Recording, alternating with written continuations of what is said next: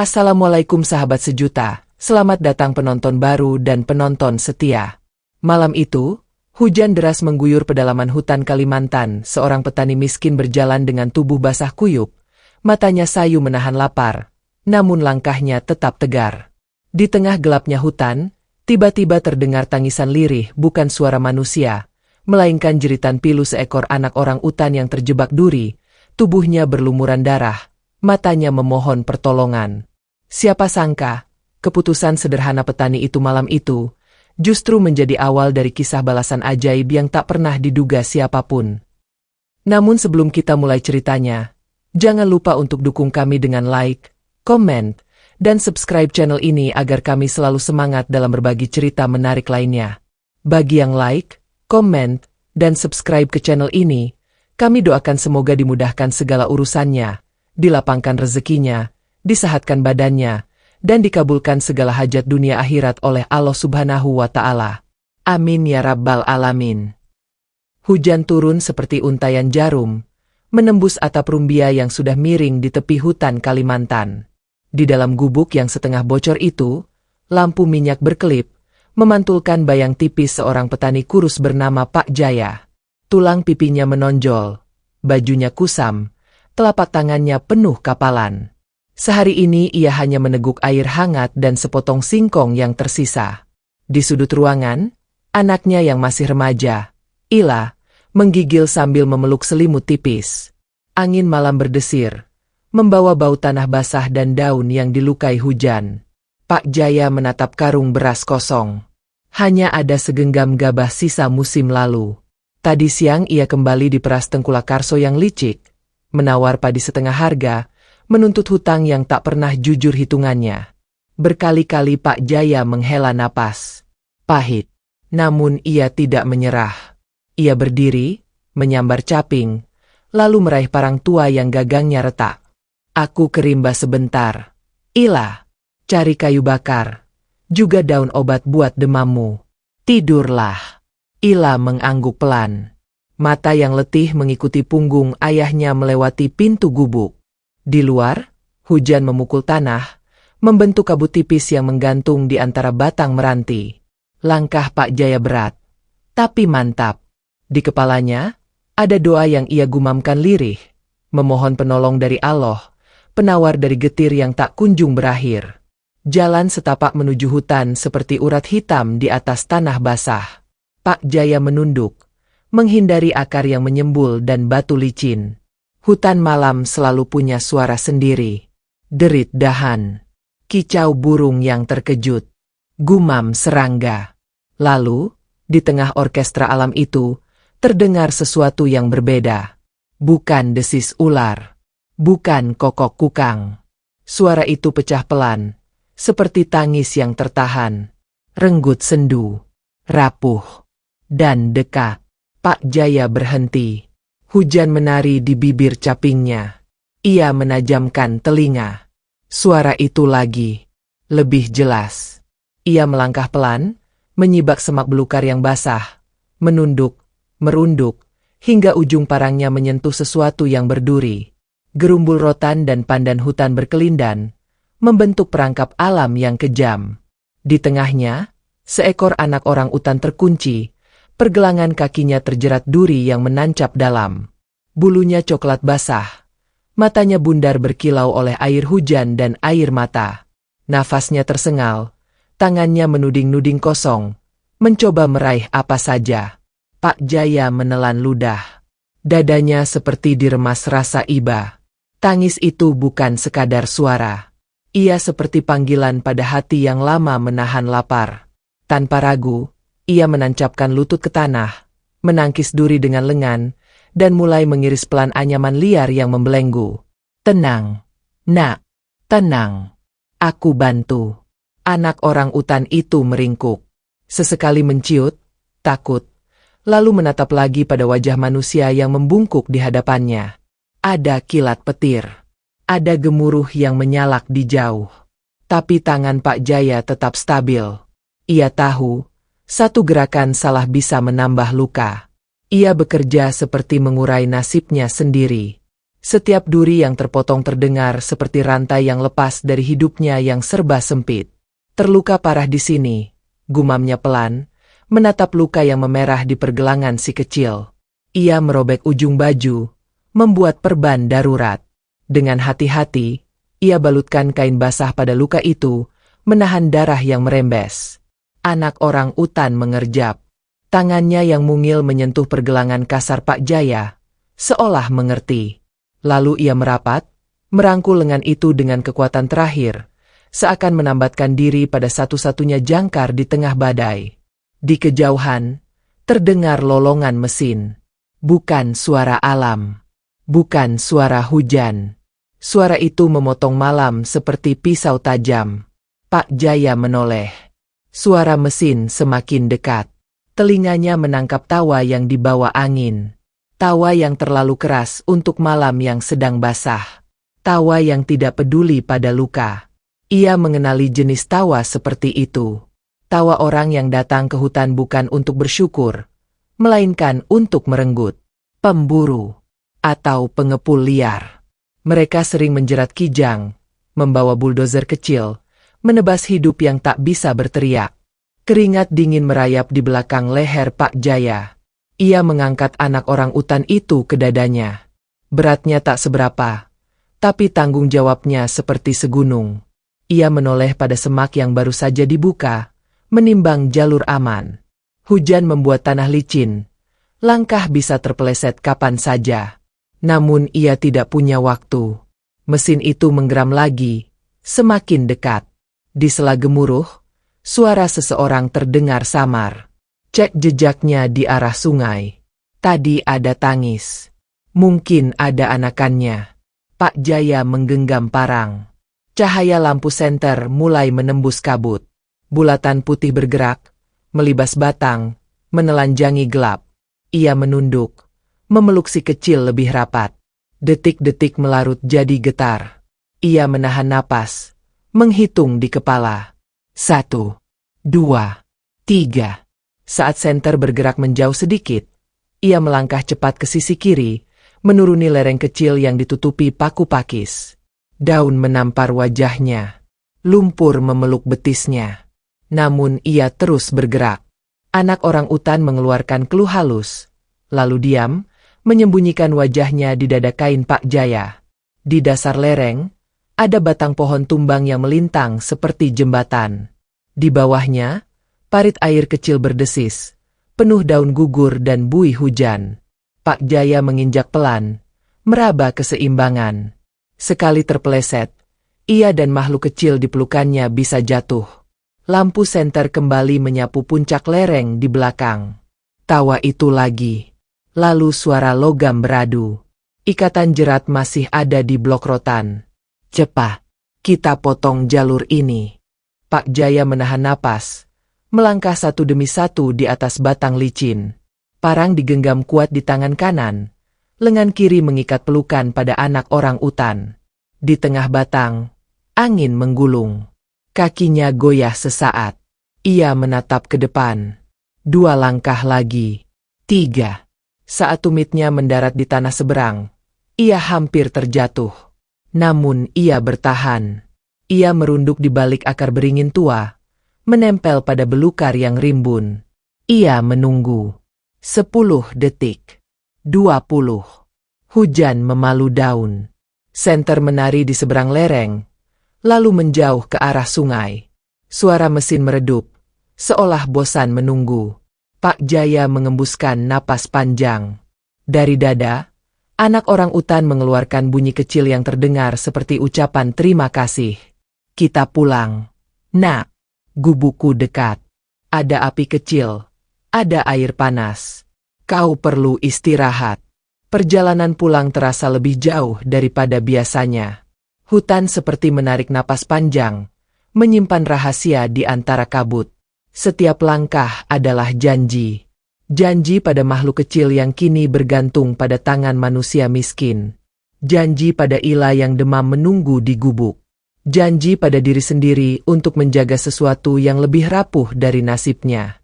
Mereka tiba di pinggir ladang, tempat batang padi menghitam dipukul hujan. Gubuk menyala redup. Pak Jaya mendorong pintu kayu. Hangat api kecil menyambut. Ila bangkit. Matanya membesar melihat tamu mungil yang dipeluk ayahnya. Ayah, itu anak orang utan. Luka kakinya parah. Pak Jaya mengangguk. Ia menurunkan si kecil di atas tikar pandan, menghamparkan kain goni sebagai alas. Ia merebus air, menyiapkan rebusan daun yang biasa ia gunakan untuk luka. Dengan telaten ia membersihkan darah yang mengering, mengusap lembut bulu yang kusut, lalu mengganti perban. Gerakan tangannya penuh sabar, seperti membenahi benang kusut di dalam hati. Ila mengambil batok kelapa, menimba air hangat, menyodorkannya. Minum sedikit. Nak, tenang. Kau aman di sini. Anak orang utan menatap dengan mata bundar yang bening. Ada sesuatu menyelinap di ruang kecil itu. Bukan sekadar haru. Seperti hangat yang mengembang pelan, menyusup di sela dingin yang lama tinggal. Gubuk yang biasanya sunyi kini berisi napas baru. Di luar, hujan mulai menipis. Malam menyisakan rintik yang jatuh lambat. Pak Jaya duduk, menatap api kecil yang membentuk lidah-lidah tipis. Ila tertidur di samping si kecil, menggenggam kain perban sisa. Kelelahan merayap dari ujung kaki sampai ke tengkuk. Tapi di balik lelah, ada rasa lain. Sebuah keberanian yang tumbuh tanpa ia sadari. Keputusan malam ini bukan sekadar baik hati. Ini pilihan untuk hidup dengan cara yang lebih jujur, lebih berani. Angin dari celah dinding membawa bau tanah dan jauh di sana, kabar yang belum selesai. Karena hutan tidak pernah tidur. Di belantara basah itu, setiap kebaikan menarik perhatian. Dan setiap perhatian selalu mengundang ujian. Pak Jaya menoleh ke pintu. Ia berdiri, memastikan palang kayu terganjal kuat. Lalu ia kembali duduk, menambahkan kayu ke perapian. Api menjilat, hangat merambat ke kulit. Anak orang utan memiringkan kepala, menyandarkan pipinya pada telapak tangan Pak Jaya. Lelaki itu tersenyum. Lelahnya surut sedikit. Di kejauhan, sangat pelan, nyaris tertelan malam, suara mesin itu berderum sekali lagi. Tidak lama. Cukup untuk mengingatkan bahwa apa yang baru ia selamatkan malam ini bukan sekadar anak rimba yang luka. Ia baru saja menyalakan lampu kecil di tengah gelap yang panjang. Dan ketika lampu menyala, akan selalu ada mata-mata yang ingin memadamkannya. Fajar menyibak pelan di balik pucuk pohon ulin, meninggalkan sisa kabut tipis yang masih bergelantung di atas ladang.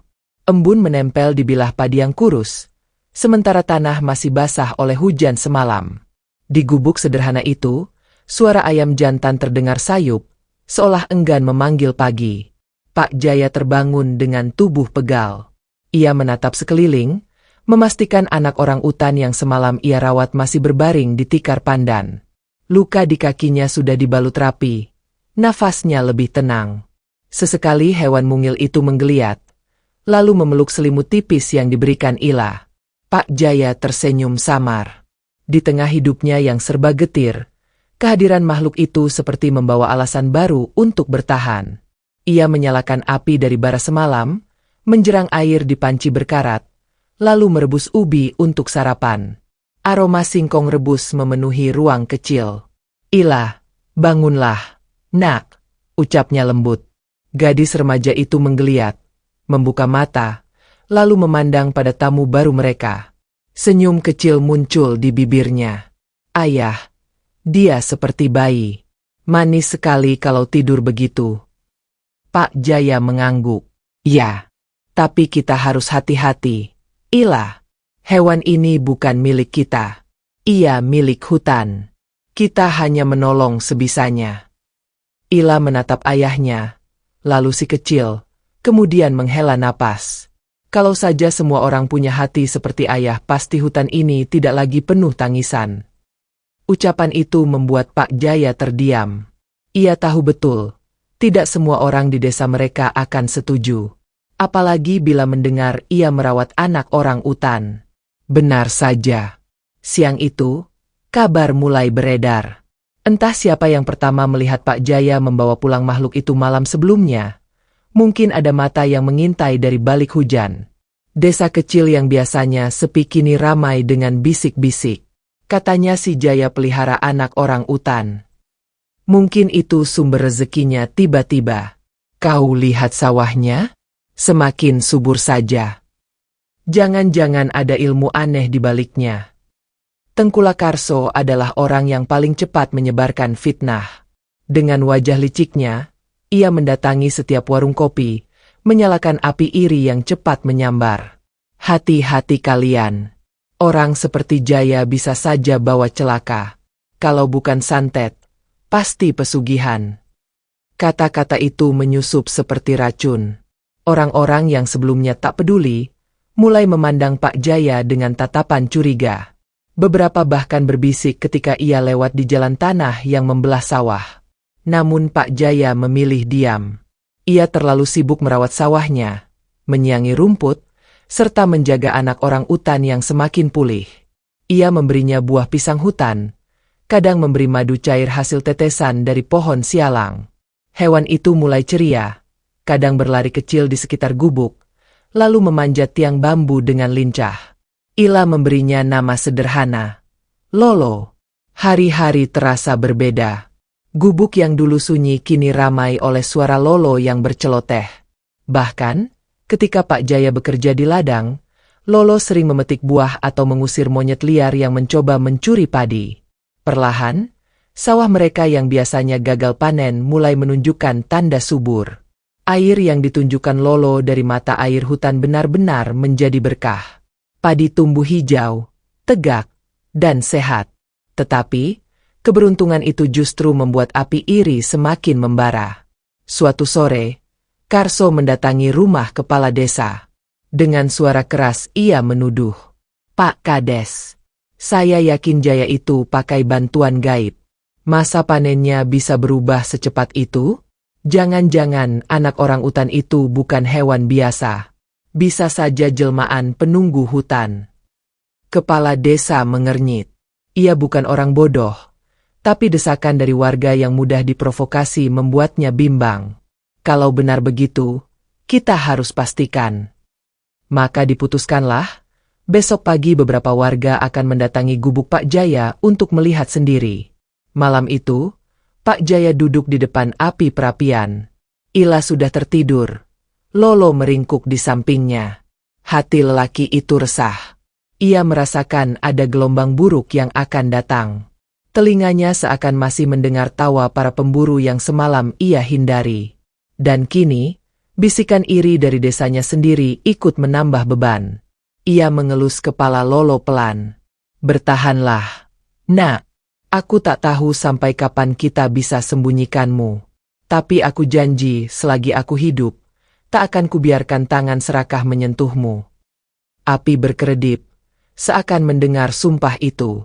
Di luar, angin malam membawa bau asing. Suara langkah-langkah samar terdengar, lalu hilang di telan hutan. Entah siapa, entah dari mana. Esok pagi, ketika embun masih menempel di daun, suara riuh terdengar mendekat.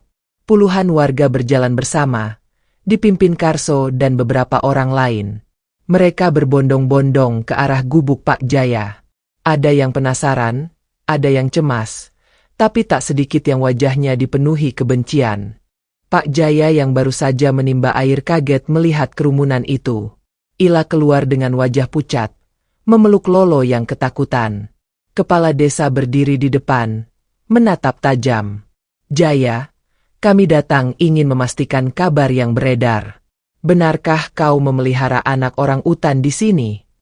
Pak Jaya terdiam. Semua mata menancap padanya. Lolo meringkuk di pelukan Ila, matanya bundar bergetar, seakan tahu nasibnya dipertaruhkan. Hening menjerat sejenak, sebelum Karso maju selangkah. "Kalau benar, serahkan saja. Biar saya yang urus. Bisa kita jual mahal pada pemburu. Kau tak akan dituduh macam-macam lagi." Tatapan Pak Jaya mengeras. Urat di pelipisnya menegang. Ia menatap satu persatu warga yang kini menunggunya memberi jawaban. Udara tiba-tiba terasa berat, seperti menahan ledakan yang akan segera pecah. Dan di saat itulah, dari kejauhan, suara geraman menggelegar. Dalam hutan, sesuatu besar sedang mendekat, membuat tanah bergetar halus, membuat wajah warga pucat seketika. Semua menoleh. Bisikan berubah jadi ketakutan. Pak Jaya memeluk parang di pinggang. Dalam hatinya ia tahu, hari ini akan menjadi penentuan antara kebaikan yang ia perjuangkan atau keserakahan yang ingin merenggut segalanya. Suara itu datang seperti guntur yang merambat dari tanah. Geraman panjang, berat, penuh wibawa, mengguncang dada setiap orang yang berdiri di depan gubuk Pak Jaya. Burung-burung berhamburan, monyet-monyet berteriak panik dari pucuk pohon, dan angin hutan tiba-tiba berubah dingin. Warga desa saling pandang. Ada yang wajahnya pucat, ada yang segera mundur beberapa langkah. Karso, si tengkulak licik, mencoba menegakkan badan, meski tangannya bergetar. Jangan takut, mungkin hanya babi hutan. Tapi suaranya sendiri terdengar serak, tak meyakinkan. Pak Jaya berdiri tegap di depan gubuknya.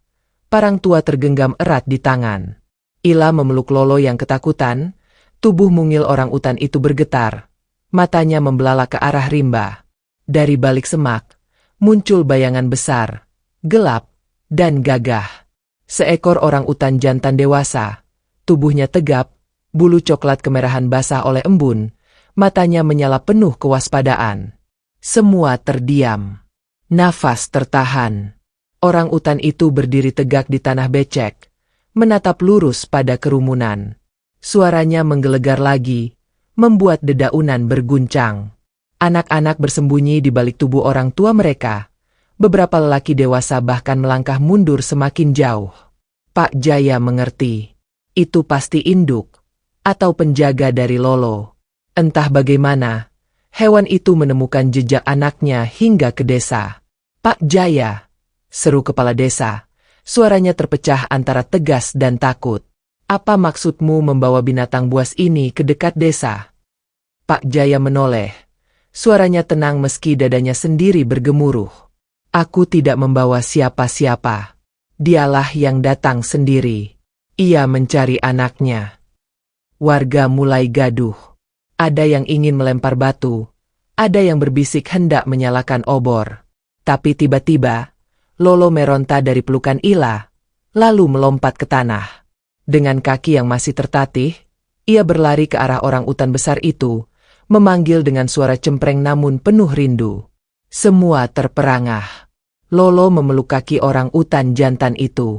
Hewan besar itu merunduk, menepuk lembut kepala si kecil, lalu mengeluarkan suara rendah yang penuh kasih. Pemandangan itu membuat sebagian orang tercekat, tak percaya bahwa makhluk yang ditakuti itu bisa menunjukkan kasih sayang seperti manusia. Namun Karso tidak berhenti. Matanya menyala serakah. Ia melihat peluang uang di depan mata. Tangkap mereka, teriaknya. Kalau 2 ekor orang utan bisa kita jual, harganya lebih besar. Beberapa orang yang haus uang hampir saja maju, tapi langkah mereka terhenti ketika orang utan jantan itu berdiri tegak lagi. Dadanya membusung, tangannya memukul tanah hingga lumpur muncrat. Geramannya kali ini begitu keras hingga telinga terasa berdenging. Pak Jaya maju selangkah, melindungi Ila yang ketakutan. Jangan bodoh, suaranya lantang. Hutan ini punya penjaga. Kalau kalian sakiti mereka, kalian yang akan celaka. Kepala desa menatap situasi yang semakin mencekam. Ia tahu benar cerita orang tua dulu, bahwa orang utan adalah roh hutan yang tak boleh disakiti. Ia mengangkat tangan, mencoba menenangkan. Cukup. Jangan ada yang mendekat. Tapi Karso tidak peduli. Ia meraih tombak kecil dari seorang warga, lalu melangkah cepat ke depan. Aku tak mau dengar. Semua ini milikku, teriaknya, mengangkat tombak untuk dilempar ke arah hewan besar itu. Detik itu juga, Lolo berteriak keras, meloncat ke depan, seakan melindungi ayahnya. Pak Jaya spontan mengayunkan parang, menangkis gerakan Karso. Tombak terlempar ke tanah, percikan lumpur terhambur. Karso jatuh terduduk, wajahnya penuh amarah. Geraman orang utan jantan kembali terdengar. Kali ini lebih rendah namun menusuk. Ia melangkah mundur perlahan, menggendong Lolo dengan lembut, lalu menatap Pak Jaya sejenak. Ada sorot yang sulit dijelaskan, seperti ucapan terima kasih yang hanya bisa dipahami hati. Dalam hening itu, orang utan besar itu berbalik, membawa Lolo kembali ke arah hutan. Semak menutup, suara langkahnya menjauh, meninggalkan desa yang masih gemetar oleh kejadian barusan. Warga saling pandang. Ada yang menarik napas lega, ada yang masih ketakutan, dan tidak sedikit yang merasa malu. Hanya Karso yang tetap murka, wajahnya memerah, matanya membara. Kepala desa menepuk bahu Pak Jaya. Apa yang kau lakukan memang berbahaya, Jaya. Tapi aku tahu niatmu tulus. Kau menolong makhluk ciptaan Allah. Kita yang harusnya belajar dari keberanianmu. Pak Jaya hanya menunduk. Hatinya lega sekaligus perih. Ia tahu, pertarungan ini baru awal. Karena iri dengki tidak mudah padam, apalagi bila sudah berakar di hati orang serakah seperti Karso. Matahari naik perlahan, menyinari wajah-wajah yang masih terbayang geraman besar itu. Desa kecil itu kini tahu, ada kekuatan hutan yang tak bisa diremehkan. Namun mereka juga tahu, ada satu orang miskin yang berani berdiri di antara manusia dan rimba. Dan di balik semua itu, Karso meremas tanah di genggamannya, berbisik pada dirinya sendiri. Aku akan buat hidupmu hancur, Jaya. Aku bersumpah. Matahari sudah condong ke barat ketika keributan pagi tadi perlahan mereda. Warga kembali ke sawah dan rumah masing-masing, tetapi bisik-bisik tak juga hilang. Nama Pak Jaya masih jadi bahan obrolan. Sebagian mengagumi keberaniannya, sebagian lain mencibir seolah ia pembawa malapetaka. Di sudut balai desa, Karso duduk dengan wajah muram. Tangannya masih terasa sakit akibat terjatuh saat tombaknya terlepas. Matanya merah, penuh bara dendam. Ia tidak bisa menerima kenyataan bahwa seorang petani miskin yang dulu sering ia rendahkan justru kini disanjung sebagian warga karena keberaniannya melindungi orang utan. Aku tidak akan tinggal diam, gumamnya pelan, hampir seperti desisan ular. Kalau orang desa mulai hormat padanya, habislah semua cengkeramanku. Karso memang hidup dari menindas orang miskin. Ia membeli hasil panen dengan harga murah, menagih hutang dengan bunga mencekik, dan menggunakan kedekatannya dengan beberapa pejabat untuk menekan siapapun yang melawan. Selama ini, Pak Jaya adalah mangsanya yang paling mudah. Kini, bayangan itu goyah. Malam menjelang, Karso memanggil dua orang suruhannya, Bianto dan Salim. Keduanya dikenal sebagai lelaki kasar yang kerap membantu menjebak satwa liar untuk dijual ke pemburu asing. Mereka duduk di bawah lampu petromax. Wajah mereka tampak seram diterangi cahaya kuning redup. Kita tidak bisa biarkan Jaya terus jadi bahan cerita, kata Karso sambil menepuk meja. Aku punya rencana. Kita buat seolah-olah dia yang bekerja sama dengan pemburu hutan. Dengan begitu, warga akan balik membencinya. Kepala desa pun tak bisa membelanya lagi. Bianto menyeringai, memperlihatkan giginya yang kuning. Bagaimana caranya, Bos? Besok malam, kita pasang jerat di dekat ladang Jaya. Lalu kita letakkan tanda-tanda seakan dia yang menaruhnya. Kalau ada satwa yang terjerat, kita bawa ke desa dan tuduh dia pelakunya. Salim menambahkan dengan suara parau, kita bisa sisipkan kain bekas bajunya atau parang tua yang sering dia pakai. Biar makin meyakinkan. Karso mengangguk puas. Tepat. Dan ketika semua percaya, aku akan paksa Jaya menyerahkan sawahnya untuk menebus malu. Kalau menolak, biar kepala desa sendiri yang usir dia dari kampung. Tawa kejam menggema di ruangan sempit itu. Rencana busuk mulai disulam, hanya menunggu malam untuk dijalankan. Sementara itu, di gubuk kecil di pinggir hutan, Pak Jaya tengah duduk di depan api kecil bersama Ila. Malam terasa lebih sunyi dari biasanya. Setelah kejadian pagi tadi, ia merasa ada mata yang terus mengawasi dari kegelapan. Ayah, bisik Ila, apa mereka akan datang lagi? Pak Jaya menatap putrinya, lalu mengusap rambutnya dengan lembut. Entahlah, Nak, tapi kita tidak boleh takut. Kita hanya melakukan kebaikan. Ingat, Allah selalu bersama orang yang tulus. Ila mengangguk, meski wajahnya masih muram. Di luar, suara hutan terdengar biasa, cengkerik, kodok, sesekali suara burung malam. Tapi ada satu hal yang tidak ia sadari. Beberapa langkah kaki menyelinap di balik gelap, jauh di antara semak, mengintai dengan mata penuh niat buruk. Keesokan paginya, desa kembali diguncang kabar. Seekor kijang ditemukan terjerat kawat di tepi ladang Pak Jaya. Tubuhnya masih segar, darah mengucur dari kaki yang terluka. Di samping jerat itu, ditemukan sehelai kain yang robek, dan semua orang mengenali kain itu milik Pak Jaya. Karso berteriak paling keras di balai desa. Lihat, bukti nyata. Selama ini Jaya berpura-pura baik, padahal dia sendiri yang jadi pemburu. Tak heran hutan gelisah, karena dia mengkhianati semua. Warga kembali ribut. Sebagian menatap Pak Jaya dengan curiga, sebagian lain diam, bingung tak tahu harus percaya siapa. Kepala desa mengerutkan kening, mencoba mencari kejelasan, tapi Karso terus menekan. Kalau kita biarkan, nanti giliran orang utan itu pun ia jadikan mainan. Kita harus bertindak sebelum terlambat. Pak Jaya berdiri di hadapan mereka, wajahnya keras menahan marah. Itu fitnah. Suaranya lantang. Aku tidak pernah memasang jerat. Siapapun yang menuduh, dia yang sebenarnya menyembunyikan niat busuk. Karso mendengus. Kalau begitu, buktikan. Bagaimana kainmu bisa ada di sana? Pak Jaya terdiam. Ia memang mengenali kain itu, potongan baju lama yang hilang beberapa hari lalu. Hatinya langsung teringat pada mata-mata yang mungkin mengintai di malam gelap. Ia sadar, ini bukan kebetulan. Namun, tak mudah meyakinkan orang yang sudah diliputi prasangka. Suasana balai desa semakin panas. Beberapa warga mulai bersuara ingin mengusirnya. Yang lain menuntut ia menyerahkan sawah untuk membayar kesalahannya. Ila menangis di sudut ruangan. Tubuhnya gemetar. Kepala desa akhirnya bersuara. Tenanglah semua. Kita tidak bisa memutuskan hari ini juga.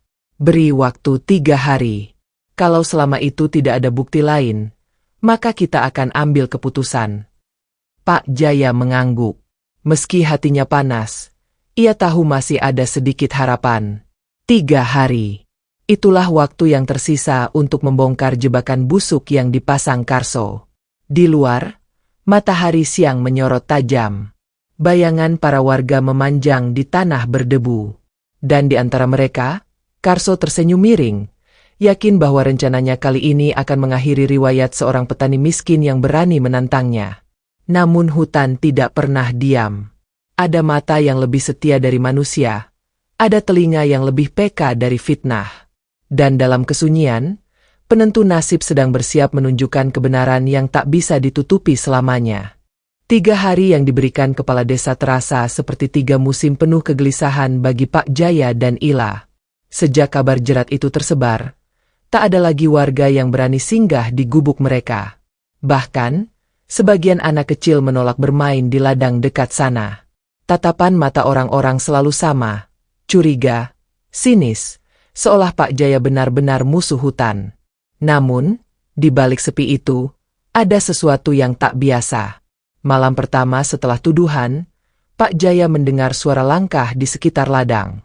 Ia mengintip dari celah dinding gubuk, melihat 2 bayangan bergerak cepat di antara semak, membawa gulungan kawat dan kantong goni. Ia mengenali mereka, Bianto dan Salim, kaki tangan Karso. Hatinya membara, namun ia menahan diri. Jika ia menyerang saat itu juga, warga bisa menuduhnya lebih parah. Ia butuh bukti nyata yang bisa membuka mata desa. Keesokan harinya, Pak Jaya memutuskan masuk lebih dalam ke hutan, ditemani Ila. Mereka berharap menemukan jejak jerat lain yang mungkin dipasang. Udara pagi dingin menusuk. Kabut tipis masih bergelantungan di sela batang pohon. Suara burung enggang menggelegar dari kejauhan, memberi tanda kehidupan. Di tengah perjalanan, Lolo muncul begitu saja dari dahan tinggi. Wajahnya ceria, matanya berbinar. Ia turun, meraih tangan Ila, lalu menggiring mereka ke arah utara. Seakan ingin menunjukkan sesuatu. "Lolo, kau mau kemana?" bisik Ila sambil berlari kecil mengikutinya. Pak Jaya menajamkan mata. Gerakan Lolo bukan main-main. Hewan itu terus melompat cepat, menoleh sesekali memastikan mereka mengikuti. Akhirnya, mereka tiba di sebuah celah di hutan, tempat tanah gembur tertutup daun gugur. Di sana, jelas terlihat kawat jerat baru yang dipasang rapi. Pak Jaya berjongkok, mengamati. Kawat itu masih segar. Tanah di sekitarnya basah oleh jejak sepatu. Ia meraba bekas telapak kaki yang tertinggal, lalu mengangguk yakin. "Ini bukan jejakku. Aku tahu betul jejak Karso dan anak buahnya. Mereka berdua yang memasang." Ila memandang dengan mata berkaca-kaca. "Ayah, Allah benar-benar menolong kita lewat Lolo." Pak Jaya menghela napas panjang. Matanya menatap dalam pada orang utan kecil itu. "Ya, nak, hutan ini tak tinggal diam." Mereka tak berhenti di sana. Dengan mengikuti Lolo, mereka menemukan dua jerat lain, bahkan sebuah lubang jebakan yang ditutup ranting. Semua jelas bukan buatan mereka. Pak Jaya mengikat tanda dari daun keladi di dekat lokasi itu, bukti yang akan ia tunjukkan pada kepala desa. Malam kedua tiba, suasana desa makin panas. Karso semakin lantang menekan kepala desa untuk segera mengadili. "Kalau kita biarkan, besok bisa saja hutan ini murka. Tanaman gagal, binatang menyerang.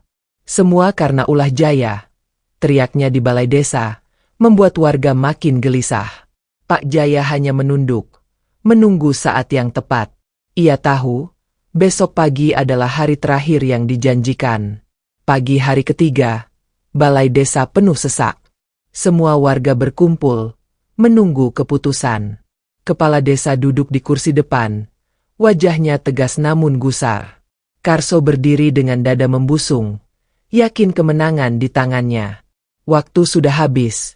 Jaya," kata kepala desa. "Apa kau punya bukti bahwa semua tuduhan itu tidak benar?" Pak Jaya berdiri, matanya menatap semua orang. "Aku tidak datang dengan kata-kata kosong. Aku datang dengan kebenaran yang hutan sendiri tunjukkan." Ia lalu mengajak warga berjalan bersama ke dalam hutan, melewati jalur sempit menuju ladangnya. Karso gelisah, namun tetap ikut, berusaha menutupi kecemasan dengan suara lantang. "Jangan buang-buang waktu. Kalaupun ada jerat, pasti dia sendiri yang pasang lalu berpura-pura." Namun, ketika sampai di lokasi pertama, semua orang terdiam. Jerat kawat masih terpasang, segar, dengan jejak sepatu yang jelas. Pak Jaya menunjuk tanda daun keladi yang ia ikat. "Inilah buktinya.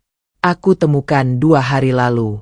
Kalau aku yang memasang, mengapa aku menandainya?" Warga mulai berbisik. Karso mendesis, "Itu bisa saja kau buat untuk menjebak kami." Tapi sebelum ia melanjutkan, Lolo muncul dari dahan atas, melompat turun di tengah kerumunan. Hewan kecil itu berlari ke arah jerat lain yang tak jauh dari sana, mengibaskan ranting, lalu menunjuk kawat itu dengan teriakan cempreng. Semua warga mengikuti, dan benar, jebakan kedua serta lubang besar dengan ranting kering terlihat jelas. Wajah warga berubah. Mereka menatap Karso dan kedua anak buahnya dengan curiga. Kepala desa menunduk, lalu berkata pelan namun tegas, "Jaya benar. Ini bukan ulahnya. Ini ulah orang yang ingin menjatuhkannya." Karso pucat. Ia mencoba menyangkal, namun Bianto dan Salim tak mampu menahan tekanan. Akhirnya, dengan suara bergetar, Salim berteriak, "Kami hanya ikut perintah Karso. Dialah yang suruh pasang semua jerat itu." Suasana pecah. Warga berteriak marah. Ada yang hendak memukul Karso, ada yang meludah ke tanah di hadapannya. Kepala desa menghentikan dengan tangan terangkat. "Cukup. Karso, mulai hari ini kau akan kami adili. Fitnahmu hampir menghancurkan nama orang baik di desa ini. Hutan sudah menunjukkan kebenarannya." Pak Jaya hanya berdiri terdiam, namun matanya basah.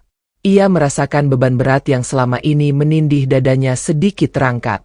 Ila memeluk lengannya erat, sementara Lolo menempel di bahunya, seperti tahu bahwa kemenangan hari itu bukan hanya milik mereka, tapi juga milik hutan. Namun, di balik legaan itu, Pak Jaya sadar satu hal, dendam manusia seperti Karso tidak mudah padam.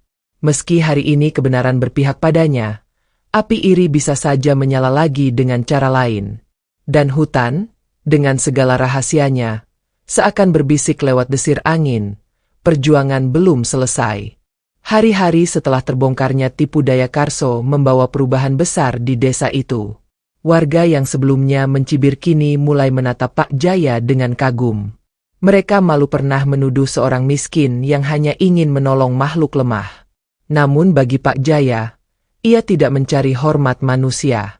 Hatinya lebih lega karena fitnah terangkat dan nama baiknya kembali.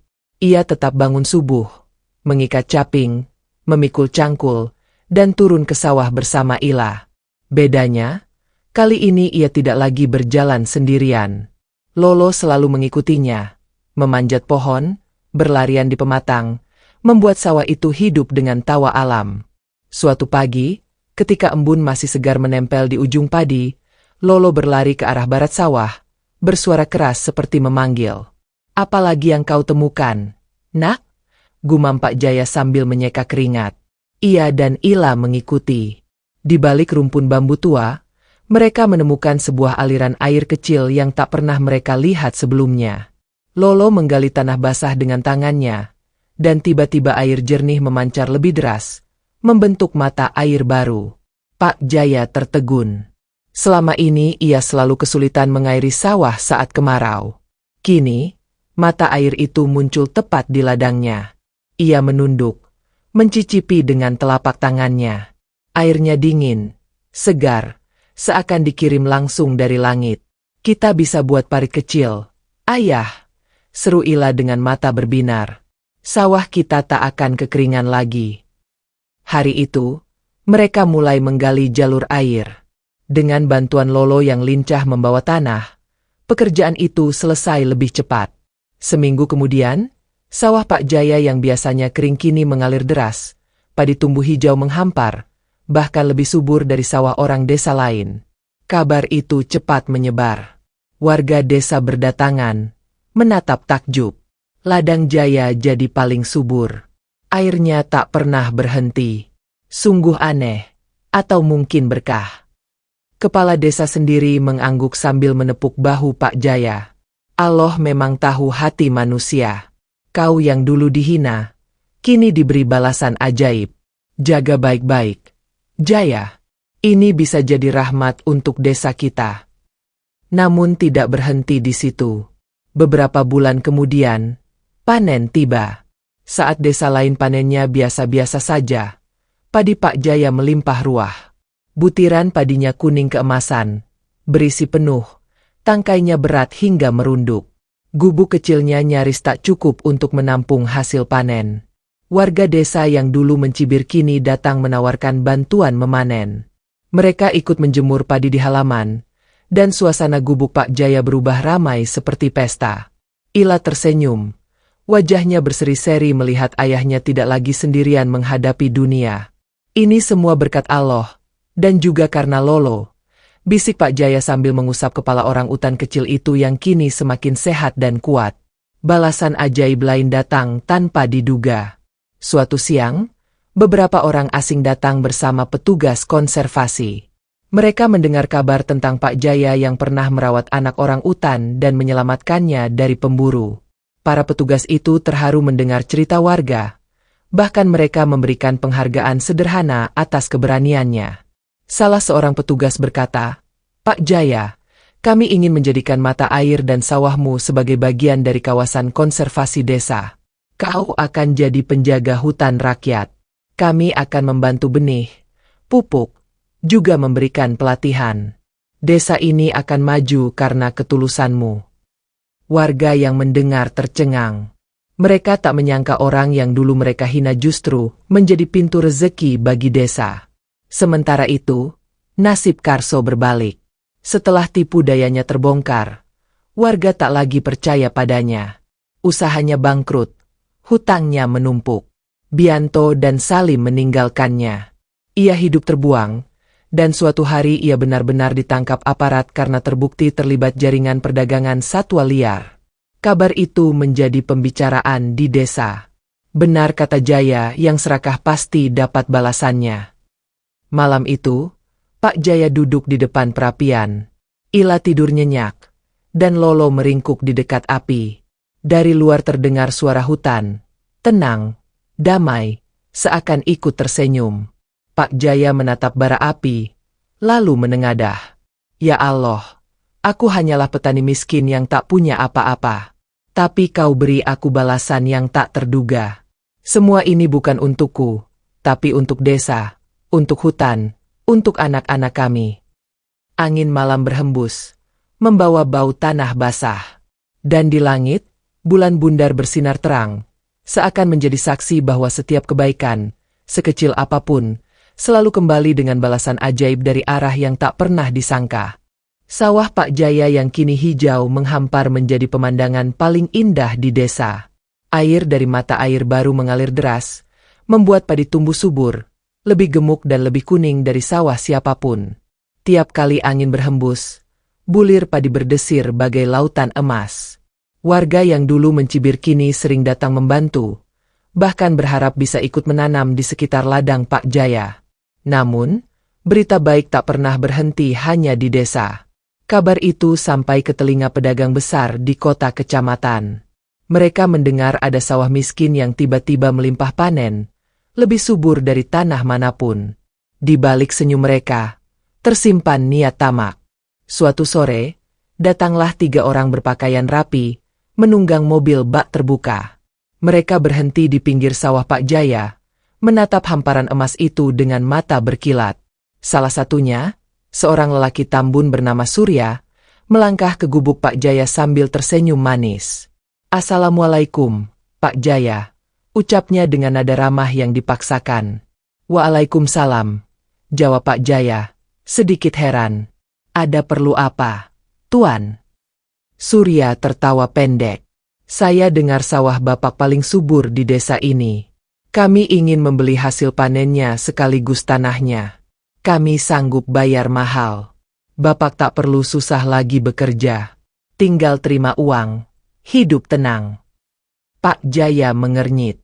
Hatinya langsung tak nyaman.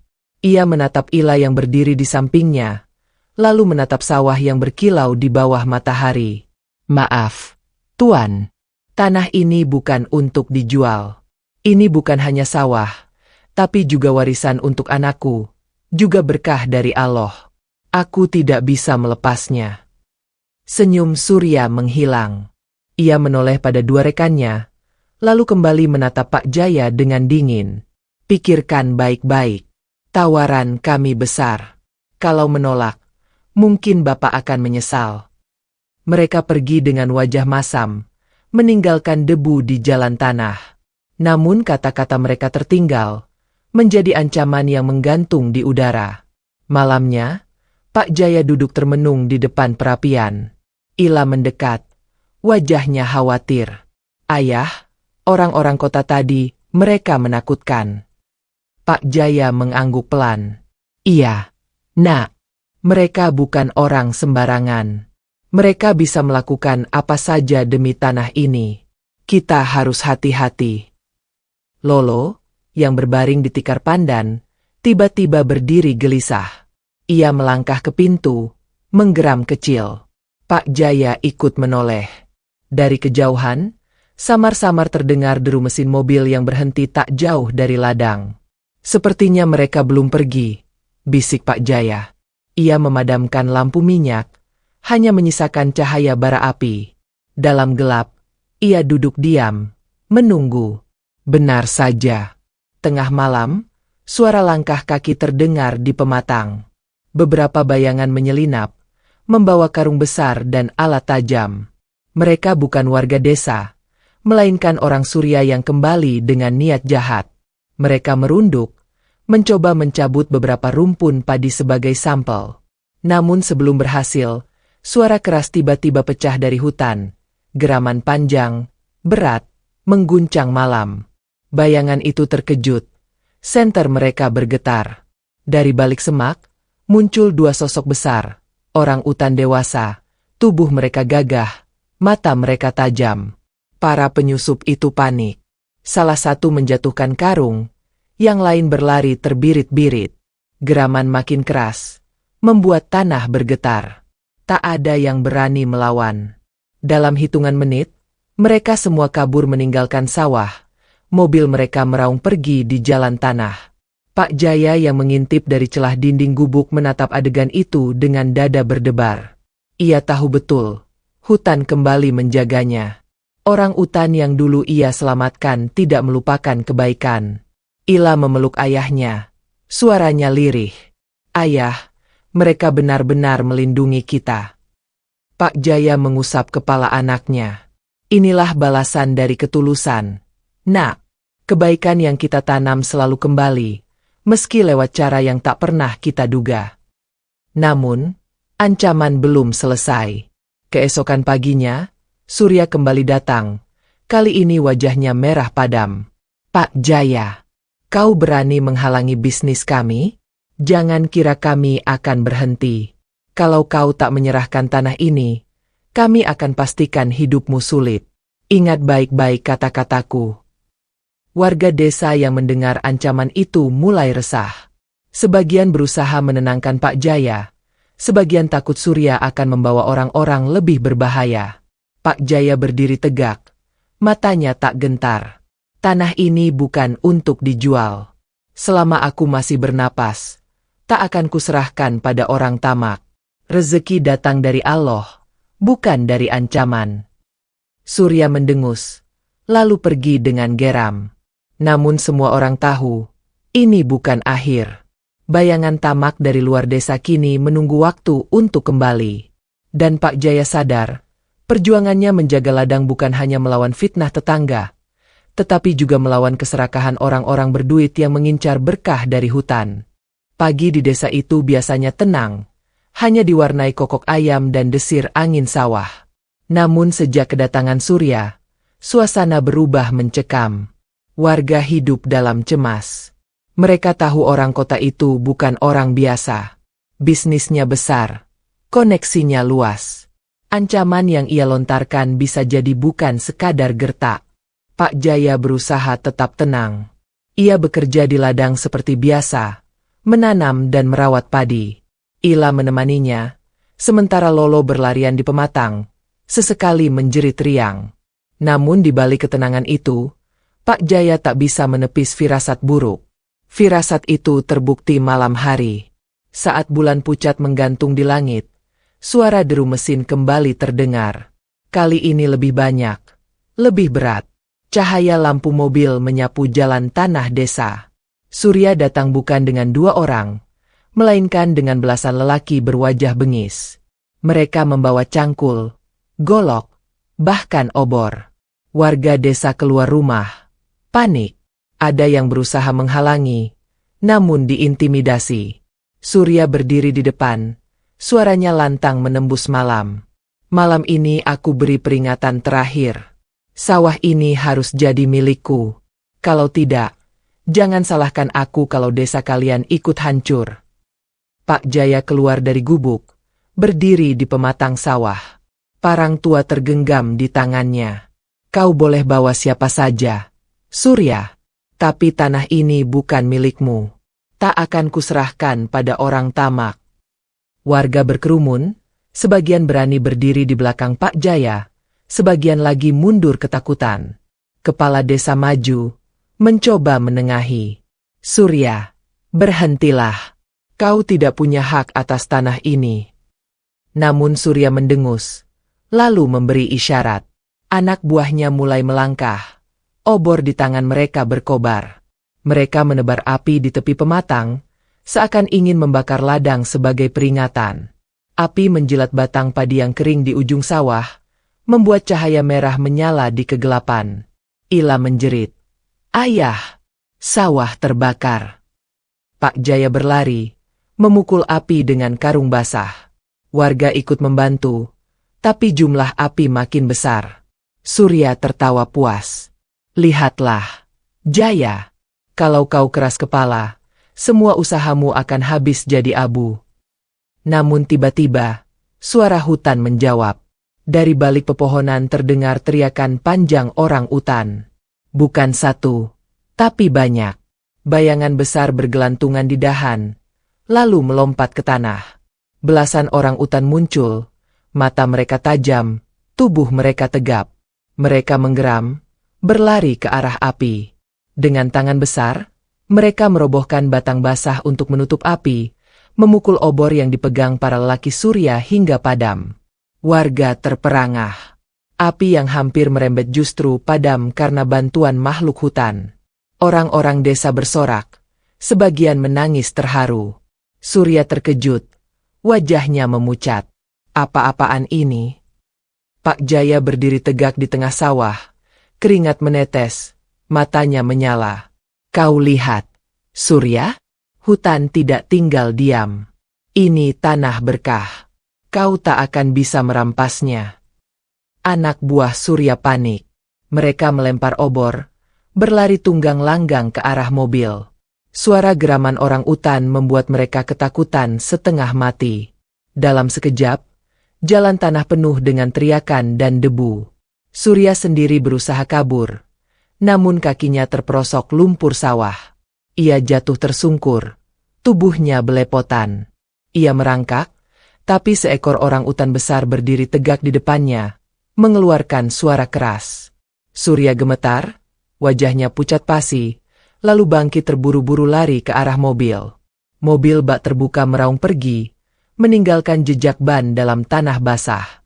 Api padam, malam kembali gelap hanya diterangi cahaya bulan. Warga desa berkumpul, menatap Pak Jaya dengan mata berkaca-kaca. Kepala desa menepuk bahunya. Jaya, kau bukan hanya petani miskin lagi. Kau kini penjaga berkah hutan. Kita semua jadi saksi malam ini. Pak Jaya menunduk, menahan air mata. Ila memeluk lengannya erat, sementara Lolo memanjat bahunya, menjerit riang seolah ikut merayakan kemenangan. Namun di dalam hati, Pak Jaya tahu, Surya belum menyerah. Orang tamak tidak mudah mundur. Dan malam ini hanyalah awal dari ujian yang lebih besar. Beberapa hari setelah kejadian api padam di sawah, desa kembali tentram. Warga merasa lega karena hutan seakan turun tangan, membela Pak Jaya. Mereka percaya, Allah menitipkan keberkahan lewat tangan orang miskin yang tulus itu. Panen tetap berlangsung, hasil padi dikumpulkan, dan persediaan beras desa cukup untuk berbulan-bulan. Namun di balik kedamaian itu, Surya tidak tinggal diam. Ia kembali ke kota dengan wajah penuh amarah. Kegagalannya di hadapan para petani miskin adalah tamparan bagi harga dirinya. Kali ini ia tak akan menyerang dengan otot, melainkan dengan kuasa. Di ruang kantornya yang besar, Surya duduk di balik meja kayu jati. Di depannya ada seorang lelaki berseragam dinas, kepala aparat kecamatan yang selama ini sering menerima uang pelicin darinya. Surya melempar map berisi foto ladang Pak Jaya. Lihat ini. Tanah liar tanpa sertifikat jelas. Masukkan saja ke daftar tanah negara. Kalau perlu, tuduh mereka merusak kawasan hutan. Dengan begitu, aku bisa ambil alih secara resmi, ucap Surya dengan senyum miring. Lelaki berseragam itu menatap, lalu mengangguk pelan. Bisa diatur, tapi butuh bukti palsu, tanda tangan palsu. Itu urusan mudah, sahut Surya. Aku punya orang-orang yang bisa buat segalanya terlihat sah. Sementara itu, di desa, Pak Jaya mulai merasakan gelagat aneh. Suatu pagi datang beberapa orang asing membawa berkas. Mereka memperkenalkan diri sebagai tim survei tanah. Dengan nada sok berwibawa, mereka menyatakan bahwa tanah sawahnya masuk kawasan hutan lindung yang tak boleh digarap. Kami minta Bapak segera meninggalkan tanah ini. Kalau tidak, akan ada tindakan tegas, kata salah satu dari mereka. Pak Jaya tertegun, wajahnya mengeras. Tanah ini aku garap turun-temurun. Bagaimana bisa kalian bilang bukan hakku? Bahkan mata air itu baru muncul beberapa bulan lalu, jelas bukan milik siapa-siapa. Namun orang-orang itu hanya mencatat sesuatu di kertas, lalu pergi dengan wajah dingin.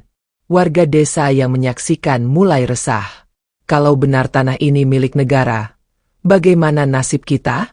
Sawah Jaya adalah sumber air untuk banyak lahan. Ila menangis di gubuk, memeluk Lolo yang juga gelisah. Ayah, mereka akan merampas semuanya. Kita harus bagaimana? Pak Jaya menatap api perapian, matanya merah menahan marah. Nak, kita tidak akan menyerah. Selama kita jujur, Allah akan tunjukkan kebenarannya. Mereka bisa gunakan kuasa, tapi kita punya kebenaran dan doa. Hari-hari berikutnya, tekanan semakin keras. Aparat datang membawa surat perintah palsu, menyuruh warga berhenti bekerja di sawah Pak Jaya. Beberapa orang desa mulai bimbang, takut dianggap melawan hukum. Karso, meski sudah jatuh miskin, ikut memanfaatkan situasi. Ia menyebar kabar bohong bahwa Pak Jaya akan ditangkap. Aku sudah bilang sejak dulu, dia hanya pembawa sial. Kalian percaya, sekarang lihat sendiri akibatnya. Namun tidak semua warga termakan. Ada yang tetap mendukung Pak Jaya, karena mereka pernah menyaksikan sendiri bagaimana hutan melindungi desa dari api. Kepala desa sendiri bimbang, ia tahu Pak Jaya tidak salah, tapi takut berhadapan dengan aparat yang didukung orang kuat seperti Surya. Malam itu, Pak Jaya berdoa lebih lama dari biasanya. Ia duduk di tikar pandan, Ila di sampingnya, Lolo meringkuk di pangkuannya. Angin malam berhembus, membawa suara hutan yang tenang. Tiba-tiba, suara ranting patah terdengar dari luar. Pak Jaya keluar, menajamkan mata. Di tepi ladang, ia melihat sesuatu yang membuat bulu kuduknya berdiri. Puluhan orang utan duduk melingkar, diam, menatap ke arahnya. Di tengah lingkaran, seekor orang utan jantan besar mengeluarkan suara rendah, panjang, penuh wibawa. Pak Jaya tertegun. Ia merasa, hutan sedang memberi pesan, bahwa mereka tidak sendiri, bahwa kebenaran akan dibela, bukan hanya oleh manusia, tapi juga oleh penjaga rimba. Keesokan paginya, kabar aneh menyebar. Orang-orang desa yang mencoba membela Surya mendadak sakit. Sawah mereka diserang hama, bahkan ternak mereka hilang tanpa jejak. Warga mulai berbisik, ini bukan kebetulan. Hutan murka pada orang tamak. Sementara itu, aparat yang dikirim Surya menemukan kesulitan. Setiap kali mereka hendak mendekat ke ladang Pak Jaya, jalan tanah longsor, atau jembatan bambu patah. Seolah alam sendiri menutup akses. Surya mendengar laporan itu di kantornya. Wajahnya merah padam. Ia memukul meja hingga pecah. Kalau alam ikut campur, aku akan bawa alat yang bisa melawan alam, teriaknya. Ancaman kini semakin jelas. Bukan lagi sekadar fitnah atau api kecil. Surya sedang menyiapkan sesuatu yang lebih besar. Sesuatu yang bisa mengguncang desa. Pak Jaya berdiri di pematang sawah, memandang langit sore yang merah darah. Ia tahu badai besar sedang mendekat. Tapi ia juga tahu, selama ia berpihak pada kebenaran, ia tidak sendiri. Ada Ila. Ada warga yang mulai sadar. Ada hutan yang setia. Dan ada Allah yang selalu menjaga.